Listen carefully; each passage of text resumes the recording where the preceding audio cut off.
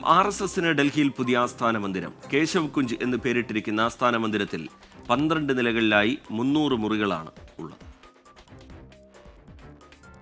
രാജ്യതലസ്ഥാനത്ത് 150 കോടി രൂപ മുടക്കിയാണ് കേശവ് കുഞ്ച് എന്ന പേരിൽ RSSന് ആസ്ഥാന മന്ദിരം ഒരുങ്ങുന്നത്.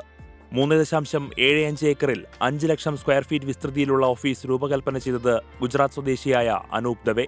12 നില വീതമുള്ള 3 ടവറുകളായാണ് കെട്ടിടം രൂപകൽപ്പന ചെയ്തിരിക്കുന്നത്. ആധുനിക സാങ്കേതിക വിദ്യയും പുരാതന വാസ്തുവിദ്യാ രീതികളും സംയോജിപ്പിച്ചുകൊണ്ടുള്ള നിർമ്മാണം. 3 ടവറുകൾക്ക് സാധന, പ്രേരണ, അർച്ചന എന്നിങ്ങനെ പേരുകൾ.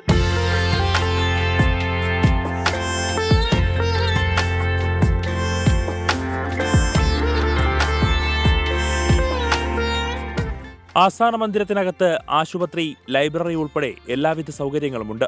1300 പേരെ ഉൾക്കൊള്ളിച്ച് പരിപാടികൾ നടത്താൻ കഴിയുന്ന 3 ഓഡിറ്റോറിയം, ഒരേ സമയം 100-ലധികം പേർക്ക് ഭക്ഷണം വിളമ്പാൻ കഴിയുന്ന ഡൈനിംഗ് സംവിധാനം, പ്രവർത്തകർക്കും നേതാക്കൾക്കും താമസ സൗകര്യം ഉൾപ്പെടെ പുതിയ മന്ദിരത്തിലുണ്ട്.